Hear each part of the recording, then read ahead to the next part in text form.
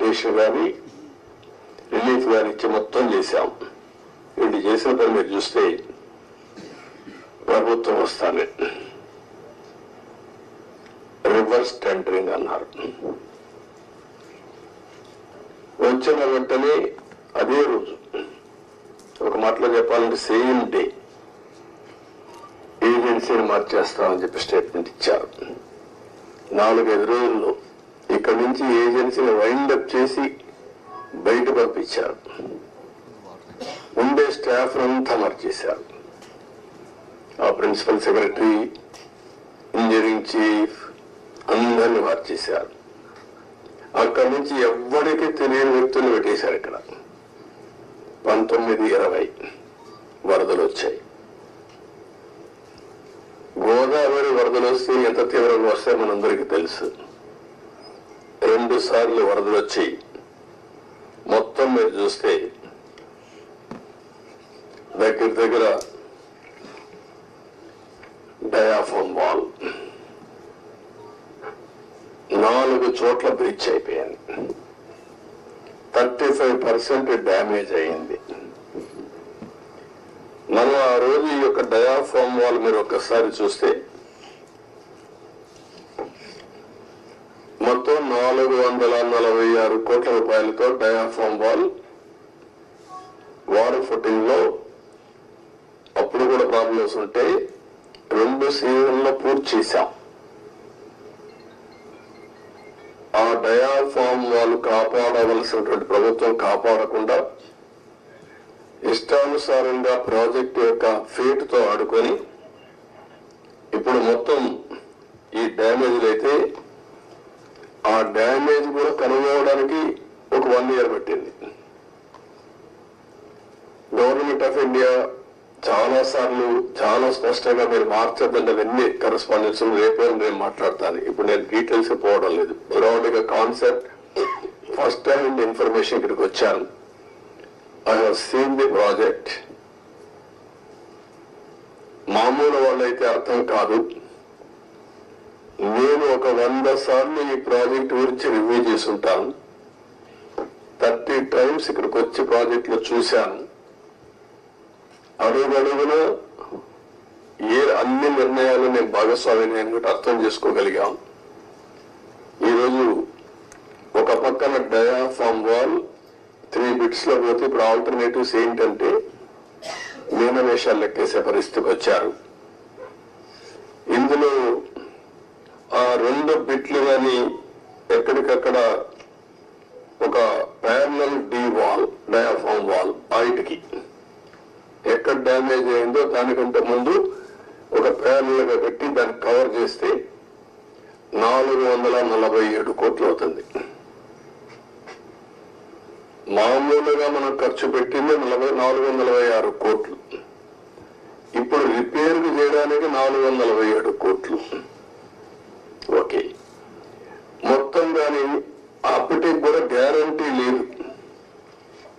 ఈ diaphragm wall ఈ parallel గా 447 కోట్లు ఖర్చు పెడితే మిగిలిన భాగం అంతా పర్ఫెక్ట్ గా ఉంది, ఇంక ఇబ్బంది లేదు అనే పరిస్థితి లేదు. కాదు, మొత్తం డయాఫామ్ వాల్ ప్యారల్ గా కట్టాలంటే 990 కోట్లు. ఇది ఒక భాగం. కాఫర్ డ్యామ్ పైన కాఫర్ డ్యామ్ ఉంది, కిందన కాఫర్ డ్యామ్ ఉంది. 550 కోట్ల రూపాయలతో పైన ఒక 250 కోట్లతో కిందన కాఫర్ డ్యామ్ 2 కట్టారు. ఇప్పుడు వీళ్ళు చేసిన నిర్వాహకం మధ్యలో గ్యాప్, లాస్ట్ లో గ్యాప్ ఉంటే ఆ లాస్ట్ గ్యాప్ ను ఫిలప్ చేయలేదు. రీజన్, ఆ సమయంలో ఏజెన్సీ లేరు, ఇంజనీర్ లేరు. ఆ నీళ్లు వచ్చాయి.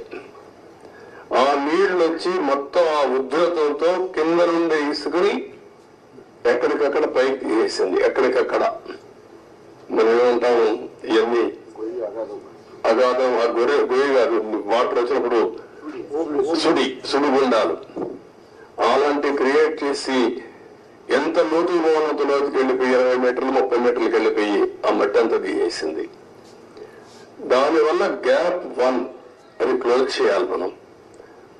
గ్యాప్ 1 దగ్గర మీరు ఒకసారి చూస్తే అది 250 మీటర్లు ఉండేది. గ్యాప్ 1 బండ్ 150 మీటర్స్ కొట్టుకుని వెళ్ళిపోయింది. దాని మీద ఇప్పుడు ఇసుకేసి కొంచెం ఫిలప్ చేశారు. ఇప్పుడు ఆ ఇసుకేసి అది ఫిలప్ చేస్తే దాన్ని మళ్ళా గ్యాప్ 1 ఫిలప్ చేయాలి మనం. ఇప్పుడు ఇసుక తీసుకొచ్చి బయట నుంచి ఇసుక తీసుకొచ్చి అక్కడ పెట్టి మొత్తం కొట్టుకొని వెళ్ళిపోయింది. కాబట్టి ఇప్పుడు డ్రౌటింగ్ దానంతా కూడా కాంపాక్ట్ చేస్తున్నారు. ఆ ఇసుక అంతా పోసి ఇది ఎంత అవుతుందో తెలియదు. ఒక 2000 కోట్లు అవుతుందా, ఎంత అవుతుందో తెలియదు. They are saying as on today 2000 కోట్లు. నాకు నమ్మకం లేదు అడ్మినిస్ట్రేషన్ పైన. వాళ్ళు ఏ లెక్కన వేసారో తెలియదు నాకు.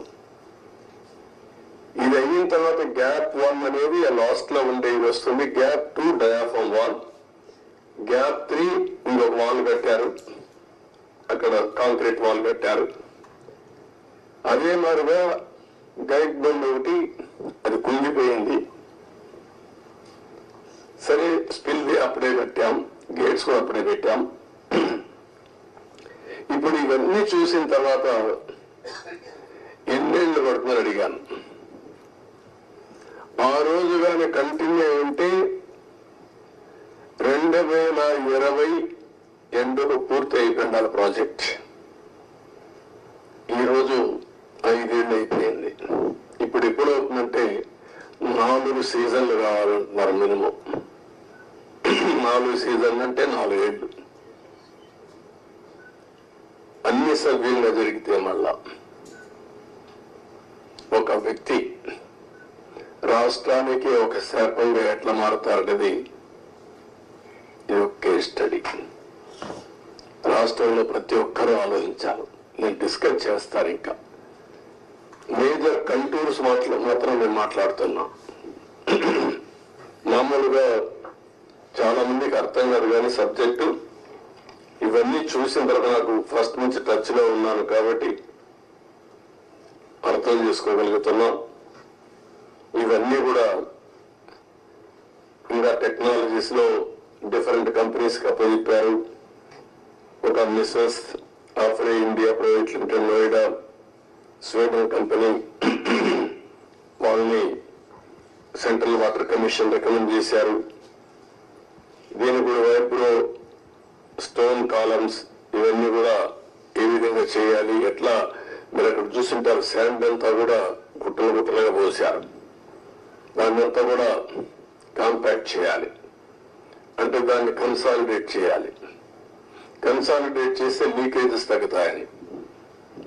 పర్మిసబుల్ లీకేజెస్ కంటే ఎక్కువ లీకేజెస్, స్వీపేజెస్ ఉన్నాయి అక్కడ. అది ఇప్పుడు తెలియదు. ఇప్పుడు వాటర్ ఫుల్ గా వస్తే అప్పుడు తెలుస్తుంది. మళ్ళీ అది కంట్రోల్ కావాలి. అది కంట్రోల్ కాకపోతే